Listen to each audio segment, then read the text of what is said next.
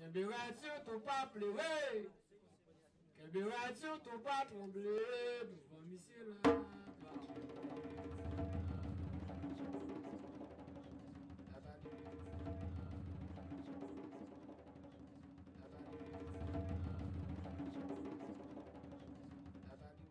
On va passer à cet enjeu maintenant de la transmission. Si Félix, tu veux bien.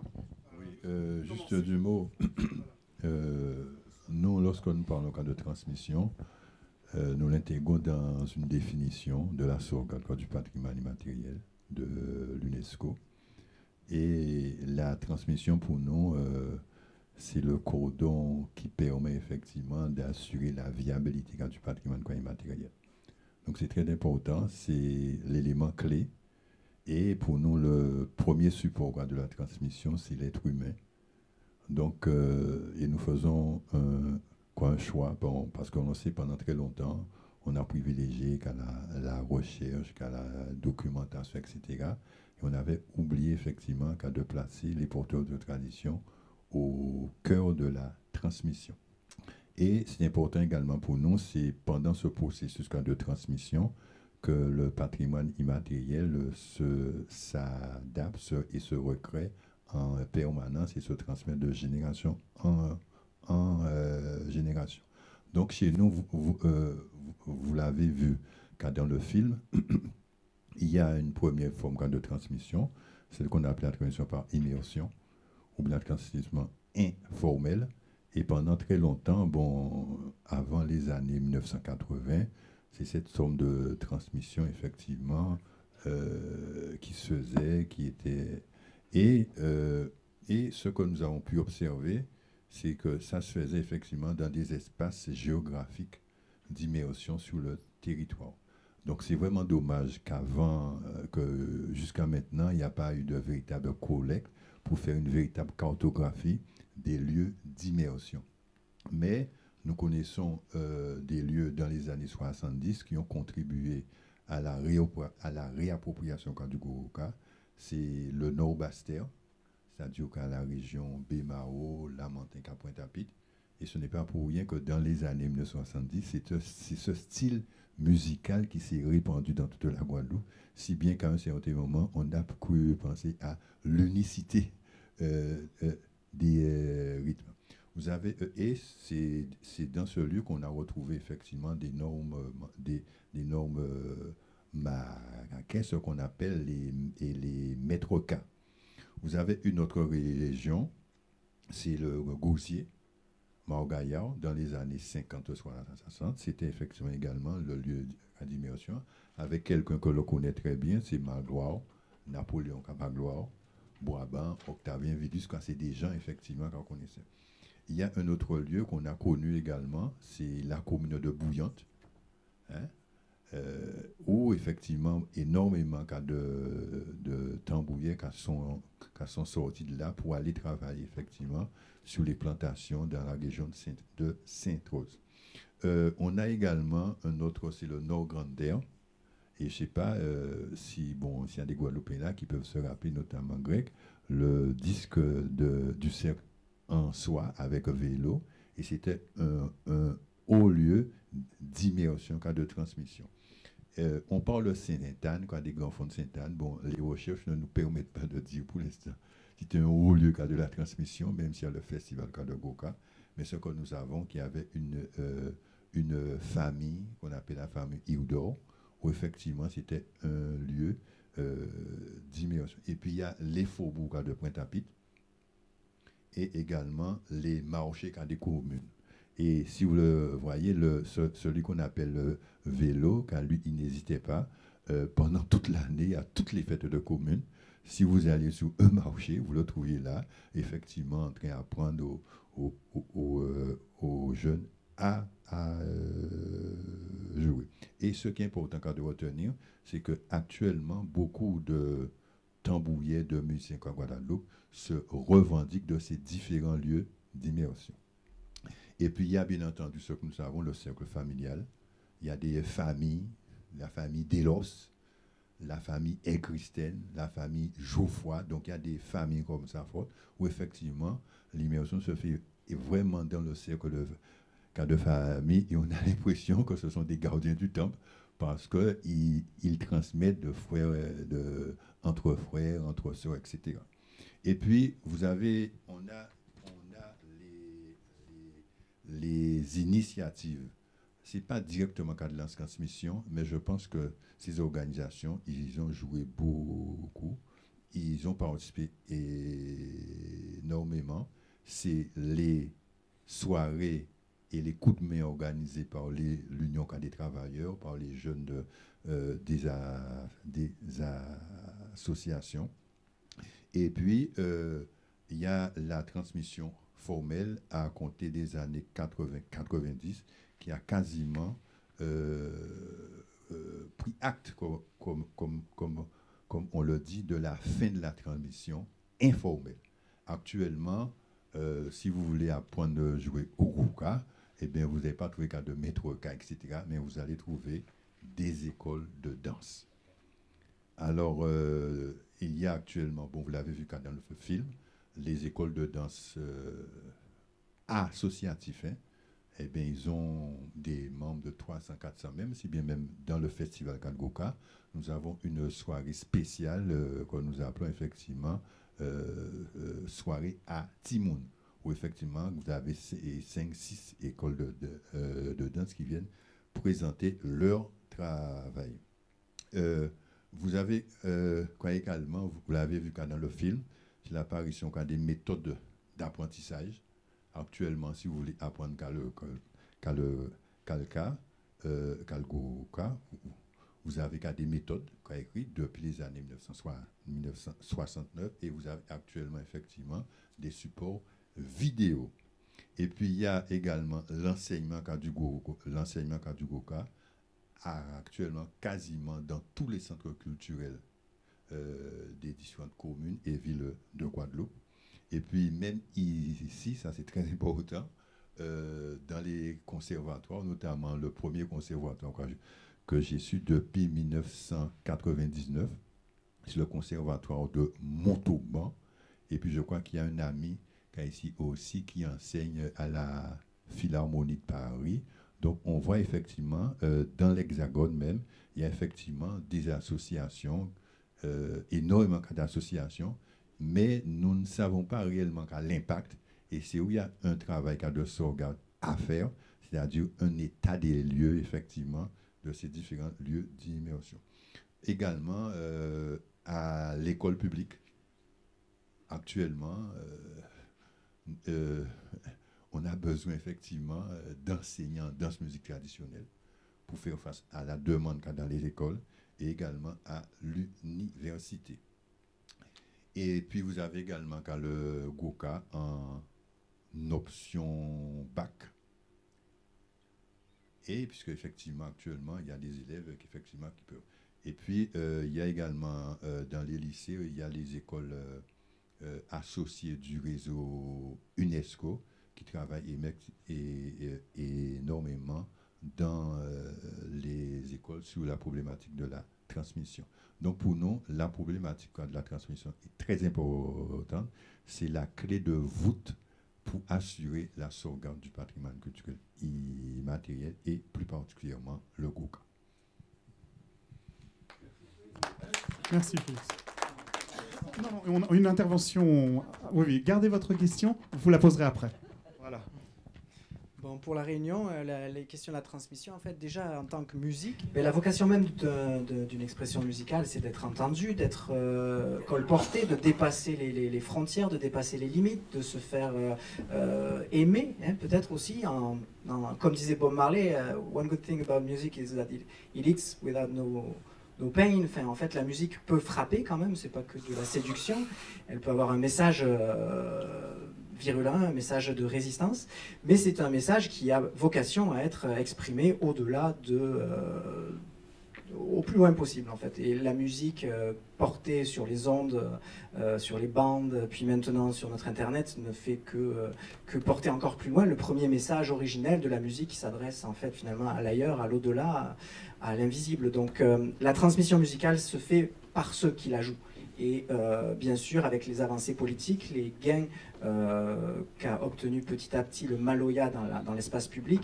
On est aujourd'hui avec du Maloya, comme vous le disiez, au lycée, dans les maisons des jeunes et de la culture dans les années 90-2000 où j'étais. Il y a aussi, bien sûr, les conservatoires, les programmes de langue régionale, etc. On en fait aussi à la Cité de la Musique ici, à Marseille, les associations sont toujours très dynamiques. Mais ce que je voudrais d'abord dire par rapport au Maloya et à la transmission du Maloya, chose qui était passée apparemment complètement à côté du dossier de candidature à l'UNESCO, c'est que le Maloya est une affaire de famille, une affaire de transmission familiale, une affaire de santé, une affaire de vie ou de mort. Et donc, par nécessité, le Maloya se véhicule, s'échange. Là, on rentre dans tout ce qui est du domaine de la culture religieuse créole, c'est-à-dire le système de soins qui s'est élaboré au cours des siècles, entre les origines européennes, les origines africaines et malgaches, puis l'Inde.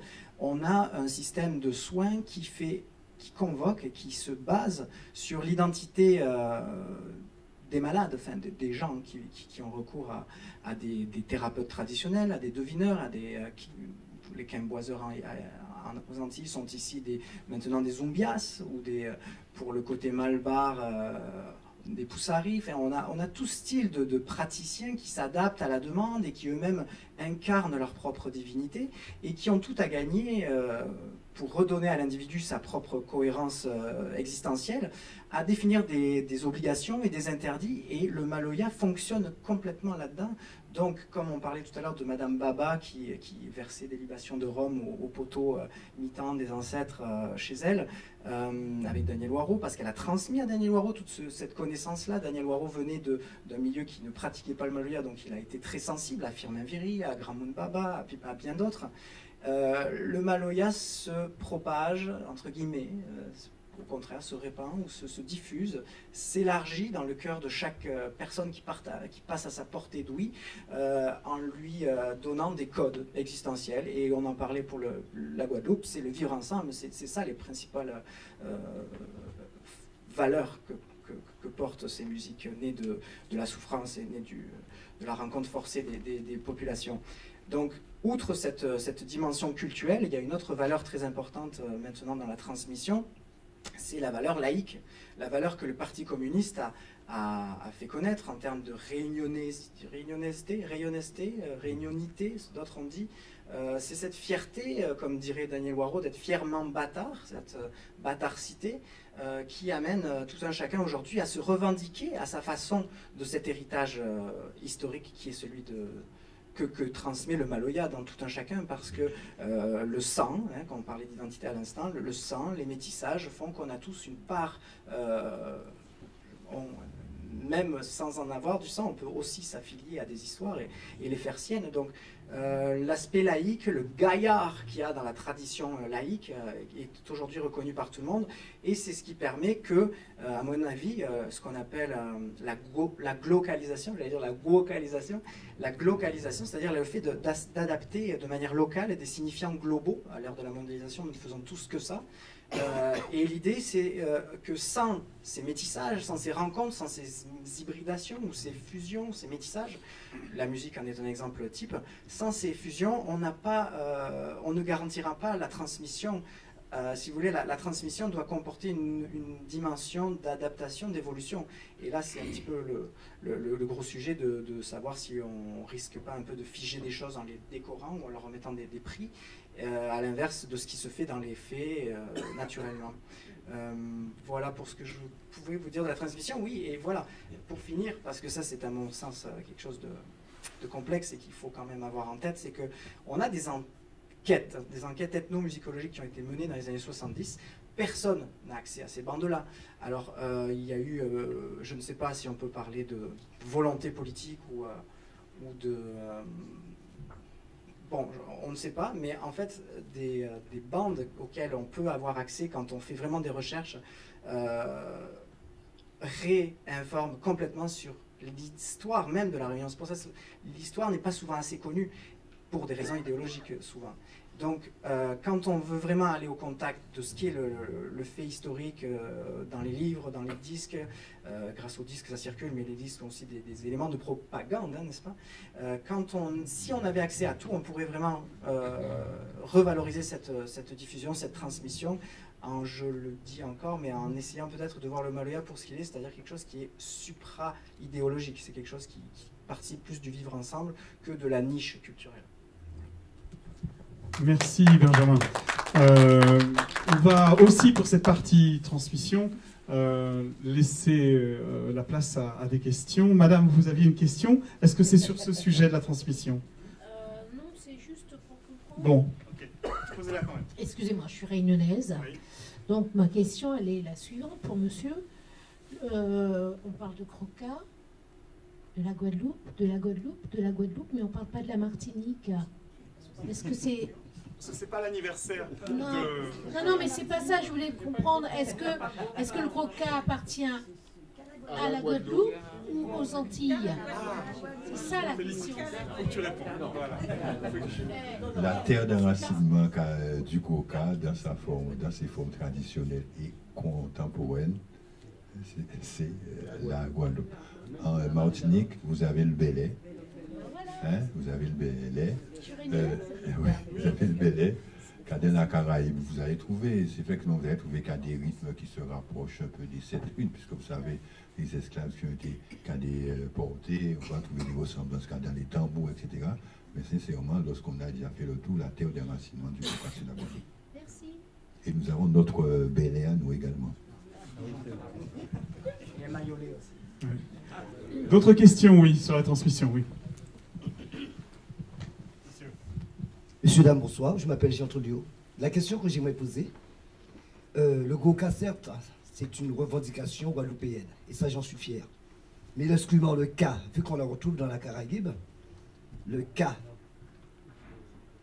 vous avez compris ma question? Si le gros K, ça fait partie de la danse et de la musique guadeloupéenne. Mais vu que nous retrouvons le même instrument en Martinique, en Guyane, moi je pense que le K, c'est l'instrument de la Caraïbe ou des Antilles. Je vous remercie. Oui, qui veut répondre? Je pense que la foule a déjà répondu. Oui, mais on n'a pas entendu. Donc, si tu veux bien répondre, Félix. Je l'ai bien dit, je me rappelle, hein, juste une anecdote, je me rappelle une fois, nous sommes à la télé et on voit un reportage sur la bomba de Porto Rico. Il y a un gars qui dit, tiens, ils nous ont piqué notre tambour. Notre cas, il y a des ressemblances, mais vous verrez effectivement le tambour belay et le goka. Bon, ils sont faits effectivement, ils n'ont pas la même forme, ils n'ont pas la même sonorité, et quand le dressage des cornes ne sont pas les mêmes, etc., etc. Il y a des ressemblances entre les tambours. Hein, c'est comme il y a des ressemblances entre les nègres qui ont été effectivement disséminés dans la Caraïbe, mais chaque tradition, chacun ont leur spécificité. Donc c'est la raison pour laquelle le tambouka et le tambour belay ont des ressemblances et des différences. Et puis l'autre chose également, si vous voyez qu'à le cas des années 1960, il a beaucoup évolué, heureusement. Il a quand même toujours la même contenance, c'est le quart du fût. C'est un gros quart par rapport au... Vous avez vu que c'est un tonneau d'un quart. Et donc c'est de là que ça vient. Le terme quart viendrait du quart. C'est une piste. C'est-à-dire que moi, pour l'instant, il y a, je sais, c'est vraiment, bon, effectivement, c'est une des pistes, hein, mais je pense que, je ne l'ai pas dit, personnellement, dans les années 70-80, l'aspect idéologique a pris le pas sur la recherche. Donc on tire un peu qu'à le frein à main et on veut laisser effectivement les gens chercher. Parce que vous verrez, bon, on parle de le Goka, mais une des mesures de Sorga très importante, c'est un livre d'histoire sur le Goka. Il y a des méthodes, il y a des extraits de textes, des gens qui à droite à gauche, mais un véritable, par exemple, nous on a commencé par une biographie commentée 1635-1848, c'est-à-dire identifier dans toutes les bibliothèques des États-Unis, de la Guadeloupe, de Paris, d'Aix, etc., des éléments qui peuvent nous permettre déjà d'asseoir une future histoire du Grouka. Oui. Alors une question. Oui, bonsoir. Dans le film portant sur le Grouka, on a bien vu la position du danseur soliste qui, dans le respect de code, va improviser. On voit vraiment la personnalité s'exprimer du danseur solo, ce qui montre que c'est un espace vraiment de créativité. On a parlé de l'espace de convivialité, de communion et de transcendance, hein, quelque part. Moi, je vois ça aussi, mais surtout d'expressivité du danseur, une liberté, une créativité énorme qui est offerte. Et d'ailleurs, on le voit, même dans les regards et autres. Et dans le film portant sur le Maloya, ou alors j'ai pas vu l'expression de la danse. Et donc, ma question, c'est quel est le rapport du danseur ou des danseurs à la musique, comment ça se traduit, quelle est la place du danseur dans la créativité qui peut... Ouais, c'est sûr qu'on n'est pas dans la même configuration culturelle aussi, hein, où le rond à la Réunion ne fonctionne pas tout à fait comme peut-être aux Antilles. Là, ce qu'on voyait tantôt, c'était un culte. C'était pas une danse, malgré ce qu'il y avait écrit, je crois, au début de l'extrait. C'était un extrait de vidéo qui se tournait dans le service de Madame Baba. Donc, c'est-à-dire dans une cérémonie où là, on ne danse pas à deux, là, on danse seul. On danse seul jusqu'à la transe, enfin, jusqu'à la possession en général. Et là, c'était en plus des chanteurs. Donc, les chanteurs, danseurs en même temps... c'est le corps qui danse parce qu'il chante aussi. Là, on n'était pas dans des formes codifiées, je pense, de danse extrême. Ce qu'il y a, c'est que l'histoire, alors bon, finalement, on se met à parler beaucoup d'histoire et je pense que c'est une des fers de lance de la question. L'histoire, du fait de l'idéologie à La Réunion, a été assez mal connue.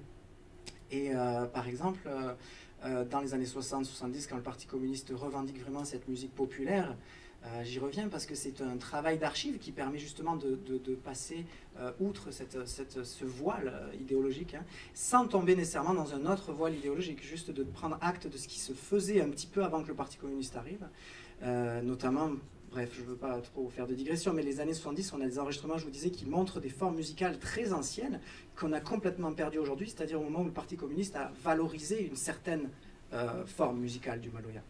Alors, ce que je voulais dire sur la danse, c'est que à La Réunion, pour vous apporter des éléments, parce que je vous dis, ce qu'on voyait n'est pas représentatif, les quadrilles donc, sont une des origines de cette danse, mais aussi les danses en couple, chez les esclaves, c'est très, très originel, là, depuis toujours.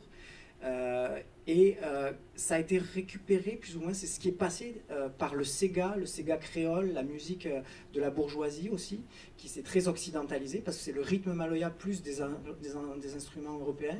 Ça, c'est le Sega. Là, on danse à deux encore beaucoup, et on a, dans cette lignée idéologique-là, fait du maloya dansant, avec des robes à fleurs, avec des ballets, hein. On avait aussi des ballets à La Réunion, qui sont beaucoup des mises en scène, des scénettes. Là, on est vraiment dans la spectacularisation du corps.